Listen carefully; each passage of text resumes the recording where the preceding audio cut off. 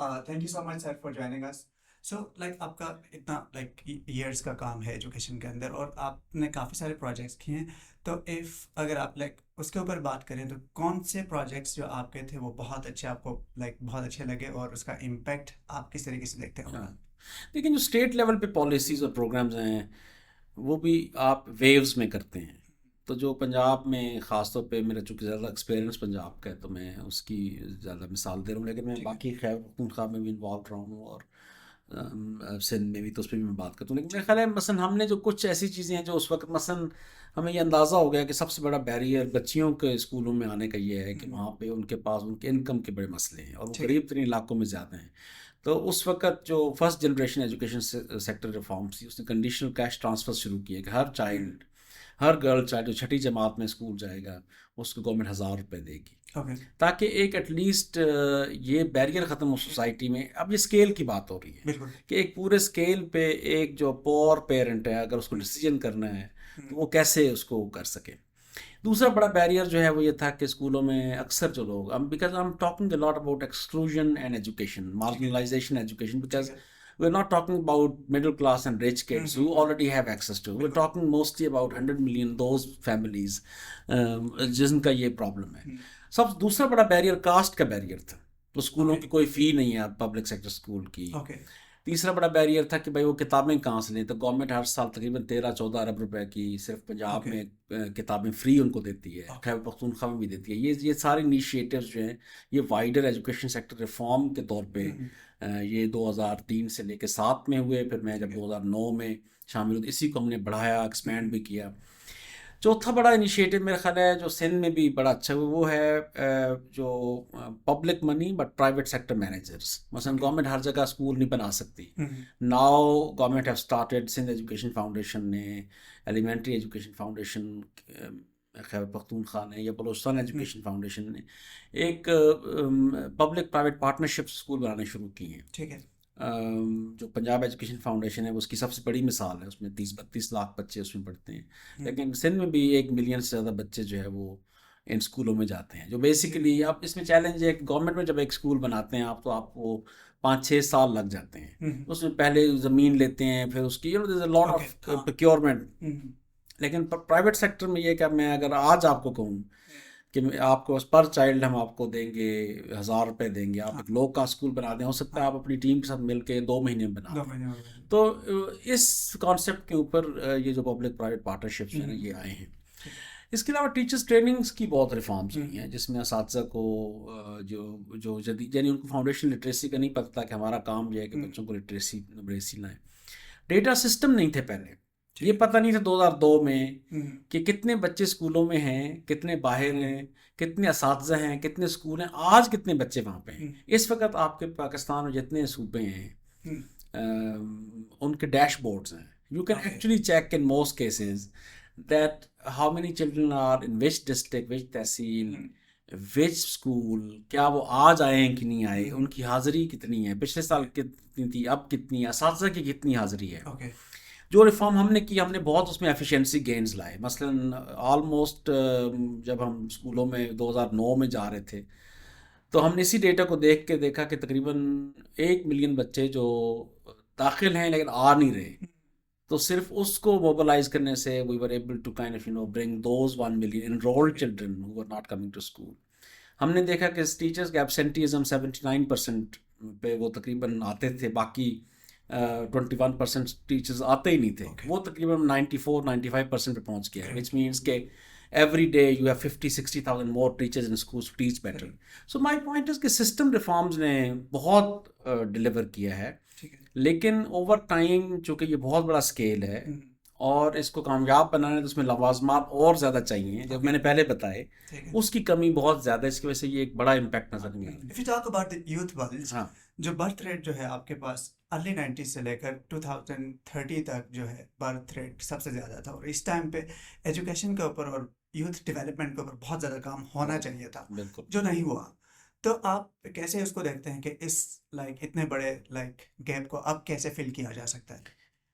ये तो मेरा ख्याल है समझ लें कि एक यूथ इतनी बड़ी हमारे लिए अपॉर्चुनिटी है हम्म, कि समझ लें कि ये हीरे और जवाहरात से ज़्यादा कीमती हैं। बिल्कुल अगर हम इस जो हमारे बच्चे हैं उनको हम प्रॉपर अपॉर्चुनिटी दें, बिल्कुल। गिवन इस वक्त जो अपॉर्चुनिटी अवेलेबल है, हम्म, तो पाकिस्तान जो है ना बहुत जल्दी एक बहुत बड़ी इसमें गेन्स ले सकता है। बिल्कुल और उसमें उसकी ये है कि अगर हमने इस हमारे लिए ये बहुत बड़ी अपॉर्चुनिटी भी है और बहुत बड़ा हमारे लिए थ्रेट भी है। थ्रेट भी है बिल्कुल। मिसाल के तौर पर जहाँ भी यूथ बढ़ जाता है, हम्म, वहाँ पे अगर आप उनको proper skills, education, technical education, उनको फैसिलिटीज़ नहीं दे रहे, and also not making laws जो उनको थोड़ा सा उनकी लुक आफ्टर करे, हम्म, तो फिर आपके लिए वो बहुत बड़ा यूथ बर्डन भी बन सकता है। बिल्कुल ऐसा ही है। और वहाँ पे बहुत बड़े बड़े इट इज़ क्वाइट पॉसिबल कि वो एक एंग्री जनरेशन में तब्दील हो जाएं, उनका एंगर बढ़ जाए। और 2017 में मेरे ख्याल आदिल नज़म साहब ने जो रिपोर्ट है यूएनडीपी की, उसमें एक एंगर मीटर बनाया। यस। उन्होंने देखा कि हर ज़िले में कितने बच्चे जो किस एंग्री हैं कि नहीं, and I think they are legitimate to say कि जो आप सब लोग ने अपनी ज़िंदगी तो बना ली, हमारे लिए क्या छोड़ा है आपने? हमारे लिए आपने क्लाइमेट के प्रॉब्लम छोड़ दिए हैं, हमारे लिए आपने डिसफंक्शनल स्टेट छोड़ दिए हैं, बिल्कुल टेररिज्म के प्रॉब्लम्स आ रहे हैं। तो मेरा ख्याल है पाकिस्तान में, और इस पर थोड़ी सी देर हमें बात करनी चाहिए कि हम बिल्कुल अनेबलिंग इन्वायरमेंट नहीं है यंग लोगों के लिए। सबसे बड़ी बात तो यह है कि हमारा जो गवर्नमेंट का सिस्टम है वो तकरीबन 150-200 साल पुराना है। ओके। तो मैं अक्सर बात करता हूँ गवर्नमेंट के अफसरान से, और मैं उनसे एक सवाल पूछता हूँ। अगर एक नौजवान आपसे मिलने आ जाए एक सेक्रेटरी से, और वो पूछे कि मेरा ये मसला है, तो क्या वो उसको हल करने की पोजीशन में है? तो वो अक्सर मुझे ये जवाब मिलता है कि वो बिल्कुल ज़ाती तौर पे तो हैं, लेकिन गवर्नमेंट का सिस्टम ऐसा है कि there systems are not built to solve the problems of individuals. वो कहेंगे यार इसके लिए तो एक प्रोग्राम बनेगा, एक PC1 बनेगा, एक मैं किसी से कहूँगा, फिर जाके ये होगा। तो मेरा मतलब है कि एक जो एक एक जो सिस्टम है वो दूसरी बात है, हमारा नुक्ता नज़र बड़ा कंसर्वेटिव है। ओके। देखिए ना, पूरे पाकिस्तान की पुलिस जो नौजवानों पे लगी हुई पीछे पड़ी रहती है कि वो कहीं पार्क में बैठ के चाय ना पी लें या किसी उस पे ना पी लें। तीसरा ये है कि मैं अक्सर देखता हूँ कि पुलिस मोटरसाइकिल पे जो बच्चे हैं उनको पकड़ के खड़ी होती है और उनसे 20 रुपए 100 रुपए। हाँ। तो मतलब लाहौर में मैं एक दिन मैंने किसी से कहा कि ये कोई ऐसा नौजवान नहीं है जिसने कभी रोड के ऊपर उसको चैलेंज ना आया हो। तो हमारे यहाँ मेरा ख्याल है this country is not really kinder to young people. दूसरी बात है कि हमारा समाज ऐसा है जिसमें बड़ी हायरार्की है। If there is older person in the room, हम रिस्पेक्ट अपनी जगह, लेकिन एक कल्चर नहीं है कि वहाँ पे हिफ्ज़ मरातिब का तो मैं कायल हूँ, मैं कायल हूँ कि आप अदब एहतराम, लेकिन ये भी नहीं होना चाहिए कि आप एक एज का एडवांटेज लेके सारी उम्र बच्चों को डिसएडवांटेज करते रहें। बिल्कुल। अगर आप यंग पर्सन के तौर पे किसी नए ऑफिस को ज्वाइन करते हैं, तो ख़ास तौर पे सरकारी इदारों में बहुत बड़ा चैलेंज बनता है कि उस नौजवान बच्चे को प्रॉपर चांस जो है वो दें। अगर आप नौजवान खातून हैं तो आपके चैलेंज इससे भी ज़्यादा है। ठीक है। यानी मैं और आप तो घर से निकले, हमने बस पकड़ी, आ गए। आप अपनी जो नौजवान ख़वातीन घर में हैं या आपकी जो फ्रेंड्स हैं या क्लासमेट्स, उनसे पूछें कि एंड आप हैरान होंगे कि एक अजाब है पाकिस्तानी स्ट्रीट्स के ऊपर ख़वातीन का चलना। उनकी जो एक हरासमेंट है, उनको जो उनके ऊपर जो एक सस्पिशियसनेस है, जो is actually hugely difficult for them to operate. और बहुत से ऑफिसेज तो उनके लिए फिट फॉर पर्पस भी नहीं है। ना वहाँ पे ख़वातीन का कोई वॉशरूम होगा, ना वहाँ पे अगर वो if they are young mothers तो ना वहाँ पे कोई बेबीज डे केयर सेंटर होगा, और ना ही हमारे यहाँ ओवरऑल जो ख़वातीन डिफ़िकल्ट सर्कमस्टांसिस से आती हैं, मसलन उनकी फैमिली नहीं है या ना उनका कोई सपोर्ट सिस्टम है। तो मेरा ख्याल है कि हमारा जो यूथ बल्ज की अपॉर्चुनिटी बहुत बड़ी है, क्योंकि हमारे यहाँ इस वक्त जो स्कूलों में बच्चे पढ़ रहे हैं तकरीबन 50 मिलियन के करीब स्कूलों में हैं और 30 मिलियन के करीब स्कूलों से बाहर है। तो आप अंदाज़ा लगाएंगे ये 7-8 करोड़ लोगों की बात कर रहे हैं। इन 7-8 करोड़ लोगों को हम अपॉर्चुनिटी दें कि वो अपने आप को पॉलिटिकली एक्सप्रेस कर सकें, कल्चरली एक्सप्रेस कर सकें, एंटरप्रेन्योरशिप कर सकें। लेकिन जो उनको उनको नरिश करने के लिए जो हमारे प्रोग्राम्स हैं या हमारे जो इंस्टीट्यूशन हैं वो रेडी नहीं हैं। ठीक है। मिसाल के तौर पर पंजाब में डिग्री कॉलेजेस जो हैं वो तकरीबन 660 कॉलेजेस थे, शायद कम ज़्यादा हो जाए, ये 600 से ज़्यादा डिग्री कॉलेजेस थे। इनमें वो कॉलेज भी शामिल हैं, गॉर्डन कॉलेज, अस्कर माल कॉलेज, जहाँ पे दाखिला लेना नामुमकिन था। ठीक है। अब वहाँ पे तालीम इतनी इररेलेवेंट हो गई है कि वहाँ पे दाखिला पूरा करना मुश्किल बना हुआ है। वजह क्या है? वजह यह है कि आपकी 21st सेंचुरी स्किल्स बिल्कुल मुख्तलिफ हैं। आपकी स्किल सेट ये कि आपका AI के आने के बाद आपके अंदर प्रॉब्लम सॉल्विंग स्किल्स होनी चाहिए, थिंकिंग स्किल्स होनी चाहिए, क्रिएटिव स्किल्स होनी चाहिए, मैनेजमेंट होनी चाहिए। बिल्कुल। एंड आपके अंदर अगर आप 4-5 चीज़ें हैं, फाइनेंशियल मैनेजमेंट होनी चाहिए, तो ये 4-5 चीज़ें हैं, तो उससे मिलके आप you are able to do anything. ठीक है। अच्छा, अगर ये सब चीज़ें नहीं हैं और आप उनको एक बड़ी ही लीनियर स्ट्रक्चर्स में सिर्फ सब्जेक्ट नॉलेज पढ़ा रहे हैं, जी। उनका सवाल बार बार ये है कि what does it mean for my life, मैं कैसे इसको। बिल्कुल। तो मेरा मतलब है कि इसमें बहुत बड़ी गुंजाइश है ठीक है। कि हम बच्चों को गाइड कर सकें कि सबसे पहले तो ये है कि it is okay to become entrepreneur, photographer, film maker, journalist. You know, it's not important everybody becomes engineer. बिल्कुल ये सही है। दूसरी बात है कि आप इंजीनियर बन भी गए हैं, आप में प्रॉब्लम सॉल्विंग स्किल नहीं है, तो क्या फ़ायदा क्या उसका। फायदा उसका? देखिए ना, इवन हमारे यहाँ बड़ी बेसिक चीज़ों पे सॉल्यूशंस नहीं है। बिल्कुल। मसलन फ़र्ज़ करें, मैं बताऊँ, शहर में 10 या 12 के करीब जो है ना वो पुरानी स्ट्रीम्स बहती थी 1960 में, जहाँ इतना साफ़ पानी था, जहाँ इस्लामाबाद में के लोग मछलियाँ पकड़ते थे। अब वही नाले जो हैं वो गंद से भर गए हैं, I-8 में से भी एक गुजरता है वहाँ से। बिल्कुल। ठीक है। अब उसमें लोग बताते हैं पुराने कि हम तो 1970-80 में यहाँ से मछलियाँ पर साफ़ पानी होता था। बिल्कुल। हाँ। क्या ये प्रॉब्लम नहीं है?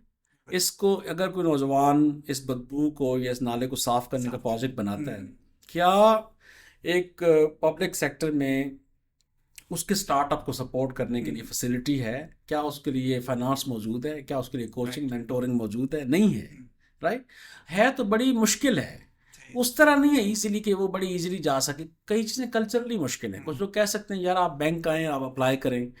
भाई बैंक में आप अपने स्टार्टअप को रजिस्टर करवा के देख लें, मैं मान जाऊंगा एज ए कंपनी। आप बैंक अकाउंट खुलवा के देखें, नहीं कर सकते, इम्पॉसिबल है। राइट आप अपना अकाउंट खुलवा के देखें, वो इम्पॉसिबल है। आप कंपनी रजिस्टर नहीं करवा सकते, आप अकाउंट नहीं खोल सकते, आप पैसे को भेज नहीं सकते इजीली मुल्क से बाहर के वापस।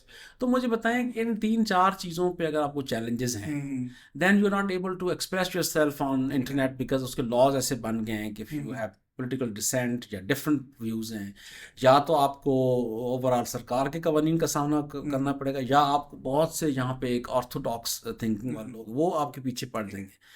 तो आखिर में ये होता है कि यहाँ बहुत ज़्यादा नौजवान मुल्क से बाहर जाना चाहते हैं, because not having the freedom to express themselves. अच्छा, कुछ लोग कहते हैं जी फ्रीडम का क्या ताल्लुक है रोज़गार से? इसका बड़ा ताल्लुक है।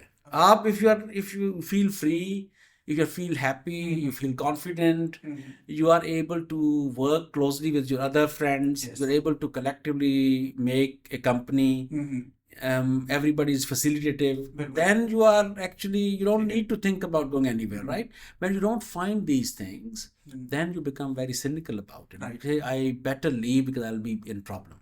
So in conclusion, मतलब जो youth pulse पे बात है वो ये है कि this is a big opportunity, we still have time, but we need to recognize कि आप 200 साल पुराने निज़ाम से 21वीं सदी के बच्चे का मसला हल नहीं कर सकते। इसको आपको अपने जो पब्लिक सेक्टर के इदारे हैं उसको फंडामेंटली डिफरेंट करना पड़ेगा, तब जाके ये चीज़ होगी। राइट लेकिन ना इसमें जैसे आखिरी बात, अब बहुत से मेरे अपने दोस्त भी हैं फेडरल गवर्नमेंट के अंदर, प्रोविंशियल गवर्नमेंट, वो रोज़ नया प्रोग्राम यूथ के ला रहे हैं कि यूथ के नया नौजवानों का प्रोग्राम है, एक्सेस टू फाइनेंस का प्रोग्राम है। मुझे एक चीज़ बताइए। हाँ जी, हाँ जी, आप जी जिनकी आप बात कर रहे हैं, how much they are willing to like solve this problem? उनके साथ जब आपका इंटरेक्शन होता है तो आपको क्या लगता है, वो सीरियस होते हैं? देखिए इसमें 2 लोग हैं, ठीक है, सियासतदान हैं, ठीक है, और ब्यूरोक्रेट्स हैं। ठीक है, दोनों जो हैं ख़ासतौर पर सियासतदान वो सबसे ज़्यादा विलिंग हैं, लेकिन उनमें सलाहियत नहीं है। प्रॉब्लम ये है कि they are willing but they don't have capability to convert the willingness into action. जो ब्यूरोक्रेट्स हैं उनका मसला ये है कि they are also willing but they are inside a system which doesn't allow them to function. लेकिन मैं उनसे कहता हूँ इस सिस्टम को भी तो आपने ठीक करना है ना। उनका प्रॉब्लम ये होता है कि जब वो यंग होते हैं, जो नया DMG बन के आता है, एक बंदा एचिसन से पढ़ा है, लम से पढ़ के उसने बन गया, वो बड़ा रेवोल्यूशनरी होता है, they want to do good things. Slowly ये होता है कि जब तक वो सेक्रेटरी बनते हैं उस वक्त तक उनकी अक्सर की जो एक पैशन है वो काफ़ी बुझ चुका होता है। असल फेलियर ये है कि जो हमारे चीफ सेक्रेटरीज हैं, जिनको या हमारे जो कमांडिंग हाइट्स पे बैठे होते हैं, उनको ख़ास तौर पे सिस्टम को तब्दील करने की ज़रूरत है। अच्छा, सिस्टम होता क्या है? मसलन एक असिस्टेंट कमिश्नर है, उसके पास सलाहियत नहीं है बड़ी प्रोक्योरमेंट करने की, प्रोक्योरमेंट की सलाहियत नहीं है, वो अगर अपने दफ्तर का कूलर भी नहीं ले सकता प्रॉपरली, एसी नहीं तब्दील करवा सकता, तो वो बाकी प्रोजेक्ट खेल का मैदान क्या बनाएगा, इनक्यूबेशन सेंटर क्या बनाएगा। इस मुकाबले में आप हैं, आप असिस्टेंट कमिश्नर भी नहीं हैं, आप एक एंटरप्रेन्योर हैं, आप चाहें तो आपने यार ये स्टूडियो मालिक कम पड़ रहा है, हम बड़ा बनाए, तो आप हो सकता है कल एक डील करके बना लें। तो ये जो प्राइवेट सेक्टर के अंदर डायनामिज्म है, public sector need to learn from it and need to trust their bureaucrats. इस वक्त प्रॉब्लम ये है कि पाकिस्तान में वो इतने ज़्यादा प्रेशर में आपने इनको डाल दिया है कि ज़रा सा वो खुद प्रोक्योरमेंट करें, उनके ऊपर नैब के चार्जेस, ये करप्ट हैं, अपने भतीजे को दे दिया भांजे। भाई बात ये है कि आप प्रोक्योरमेंट ही नहीं करने दे रहे उन्हें, और उससे पहले इल्ज़ामात की फहरिस्त लगा के बैठे हैं, और कई उनमें से लोग जेल गए हैं। नैब की बड़े बड़े अच्छे अफसरान जेल गए, आपने साफ पानी के मुकदमे में क्यों चले गए, आप उस आपने फलां कंपनी को क्यों ठेका दे दिया। भाई किसी ने किसी को तो आपने ठेके देने हैं ना, उसको आप जानते हैं आप उसके केस पे यकीन करें। आप हद से ज़्यादा प्रॉब करेंगे चीज़ों को कि जी आपने रेंट कार को इनको क्यों दे दिया, ए कंपनी को बी को क्यों दिया, आपने ये मैच करवाना था मीडिया राइट्स इसको क्यों। भाई इस तरह तो आपकी स्टेट एक दिन नहीं चल सकती। तो मेरा ख्याल है बड़ी स्टेट बनने के लिए बड़े दिल की ज़रूरत होती है। जो डिसीजन मेकर है उसकी चॉइसेस भी हो सकती हैं, थोड़ा बहुत उसका कोई इंटरेस्ट भी हो सकता है, यार मेरी वजह से किसी का फ़ायदा हो जाए, you have to give them that. लेकिन जो कॉलोनियल अब कहते हैं ना कि गोरे अफसरान जब 47 से पहले, तो उन्होंने तो लॉरेंस गार्डन भी बना दिया, उसने तो जनाब यहाँ पे एचिसन कॉलेज बना दिया, उसने भाई उन्होंने कौन सी प्रोक्योरमेंट पॉलिसीज फॉलो की, उनकी मर्जी थी, उस हिसाब से बना दिया। क्या ताजमहल की भी किसी ने रसीदें ली? भाई ये देखिए इतना नैरो, आप इतने बड़े प्रोजेक्ट्स को बनाना है आपने, तो you have to empower your bureaucrats, give them confidence, and then they are once they are sure, they are not afraid of making decisions, they will make decisions। बहुत से तो हार्वर्ड से पढ़ के आ गए हैं, बहुत से लोग तो प्राइम, ये इतने लायक लोग हैं, ये दुनिया के बड़े बड़े इदारों में चले जाते हैं बाद में। तो मेरा मतलब है कि हमारे यहाँ प्रॉब्लम ये है कि हम एक ऐसी नई स्टेट हैं, अभी भी हमें 50-70 सालों में हैं, हम नए, हमारे आम लोगों की हैरत ही नहीं जाती है इस पर कि फलां बंदा क्यों डिसीजन कर रहा है, अखबार नवीसों की हैरानगी नहीं जाती कि इस पे उसने क्यों कर दिया, उस गाड़ी पे बैठ के क्यों चला गया।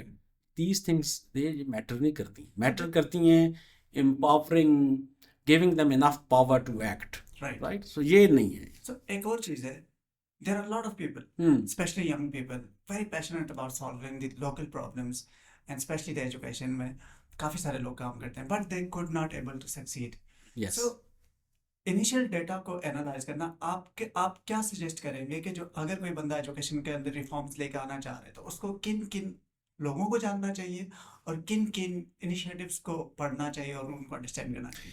देखिए सबसे इम्पोर्टेंट बात है कि अगर आप पब्लिक सेक्टर में, ये दो मुख्तलिफ फील्ड्स हैं। अगर आप प्राइवेट सेक्टर में काम करें वो बिल्कुल अलग चीज़ है, ठीक है। Like think about like an independent startup who is trying to solve the education problem। Absolutely। Okay, then I think अगर, और उसमें मिसाल मैं दूंगा तालीमाबाद की, yes, ठीक है ना, वो हारून यासीन और उनकी जो टीम है, बहुत अच्छा काम। और आई थिंक अगर उसकी केस स्टडी लें अगर तालीमाबाद की, तो यही है ना कि हारून जो है खुद एक बहुत बड़े टीचर थे, अच्छे टीचर थे, वो पढ़ा रहे थे एक स्कूल में, उन्हें अंदाज़ा हुआ कि बच्चे जो है ना वो लर्न नहीं सही करते, या अच्छे टीचर की कमी है। And then he start developing lesson plans, and then he started finding ways कि जी मैं इसको स्केल पे कैसे लेके जाऊँ, तो मैं टेक्नोलॉजी के जरिए लेके जाएँ। Then he started using technology, उसके लिए he establish a company, he raise some funds, establish a model.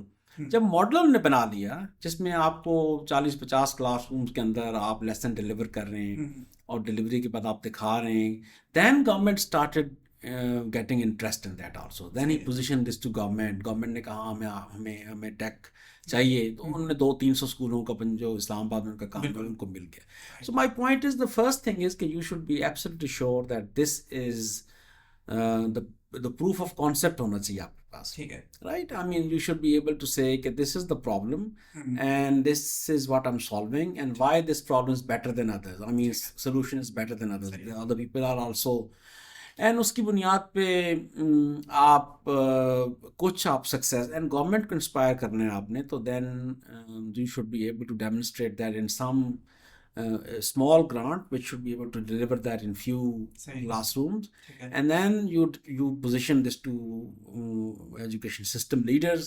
अब उनकी नज़रों में आप आ जाएंगे तो फिर अगला चैलेंज प्रोक्योरमेंट का है। अगेन मसलन एक सेक्रेटरी साहब कहते हैं मुझे ये बड़ा सिस्टम पसंद है आपका, मैं इसको प्रोक्योर करता हूँ, लेकिन प्रोक्योरमेंट जब अखबार में इश्तिहार देंगे तो हम्म, आपके साथ कई और कंपनियां भी आएंगी जिनमें जो मार्क्स ऑडिट, जिनके पिछले कई सालों के पैसे ज़्यादा हैं या बजट ज़्यादा है, वो उनको प्रायोरिटी देंगे, बिकॉज अच्छा पेपर पे वो अच्छे लगते हैं, सोल्यूशन उनके पास नहीं होता है। सही है हाँ तो मैं मतलब है कि हमारे यहाँ जो अभी जो खासतौर पे एड टेक कंपनीज का भी प्रॉब्लम ये है कि बहुत से नए solutions they are not able to sell it properly to government, because government doesn't have means to procure them, hmm, because they demand a very different kind of, उनको हो सकता है PIA को प्रोक्योर करने के जो शराइत हो, तकरीबन वही शराइत वो जो भाई इतने साल 50 साल का तजर्बा हो, हम्म, इतनी जगह पे आपने काम किया हो। हम्म, तो मैं इसकी जो सिंपल, लेकिन मेरा ख्याल रूट तो वही है कि ठीक you should B, and I think other at गासा एक इदारा है, एक वंडर ट्री है कराची में, जिन्होंने डिसेबिलिटी पे एक प्रोडक्ट बनाई सही है कि जो बच्चे फंस करें, उन्हें एक वीडियो गेम बनाई जिसमें बच्चे बज़ाहिर वीडियो गेम खेल रहे होते हैं हाँ लेकिन एक्चुअली बट उनके लेम्स और उसकी प्रैक्टिस हो रही होती यस है। तो इसमें अब जो 2025 तक आते आते टेक्नोलॉजी बेस्ड जो एजुकेशन मार्केट काफ़ी स्वेल की है, काफ़ी बिल्कुल डोनर्स इंटरेस्टेड हैं। इफ़ यूर एंड पाकिस्तान में अपॉर्चुनिटी इसलिए भी ज़्यादा है कि you have 50% government and then 50% private sector, okay then you can सही है position it to private sector also. मसलन मेरा ख्याल है कि इस वक्त अगर कोई AI में ब्रेक थ्रू करता है हाँ तो उसको बीकन हाउस और ये लोग ज़रूर कोशिश करेंगे कि एक दफ़ा देखें सही। अगर ये एक नया प्रॉब्लम पाकिस्तान में ये है कि जो बड़े एंटरप्रेन्योर्स हैं, LGS है, बीकन हाउस है, हेड स्टार्ट, बाकी वो बड़े इंटरेस्टेड होते हैं लेकिन फिर कहते हैं हम खुद बना लेते हैं ये, लेकिन खुद नहीं बना पाते। बिल्कुल जिस कहते हैं कि यार ये तो भी कोई बात ही नहीं है हम, लेकिन वो उसको कर नहीं पाते क्योंकि उसके लिए खास कैपेबिलिटी। सर्टेन आपका लाइक थॉट प्रोसेस हाँ, लाइक जिस बंदे का idea you need right, I mean अगर आप किसी किसी फर्स्ट करें किसी, ये एक अलग एक पाकिस्तान का प्रॉब्लम, मसलन आप किसी बड़े हाई परफॉर्मिंग स्कूल में जा रहे हैं, आप उन्हें कहते हैं यार एनुअल ड्रामा आप नहीं कर रहे हैं, हम आपको बताते हैं कि ड्रामा कैसे करते हैं, आपके बच्चों को थिएटर की ट्रेनिंग देंगे, कॉस्ट्यूम्स की देंगे, देन आप, तो वो बड़े खुश होंगे, 2-3 दफ़ा प्रेजेंटेशन देंगे, लेकिन फिर कहेंगे यार मेरा ख्याल है हम खुद कर लेते हैं, लेकिन खुद आप कर सकते तो पिछले 30 साल क्यों नहीं किया आपने। तो मेरा ख्याल है कि ये जो इनोवेशन को अप्रिशिएट करने के लिए भी एक नए माइंडसेट की ज़रूरत होती है, and understanding that various organisations bring together and bring new capabilities, that mindset is important. लेकिन मैं समझता हूँ कि मैंने हर उस बंदे को कामयाब देखा है जो कामयाब होना चाहता है। बिल्कुल हाँ अगर आप कामयाब ही नहीं होना चाहते, if you are already having a defeatist mindset, ठीक है फिर आप चाहे आप MIT से पढ़ के आ जाएं, आप कामयाब नहीं हो सकते। बिल्कुल ऐसा ही है तो पहला ये है।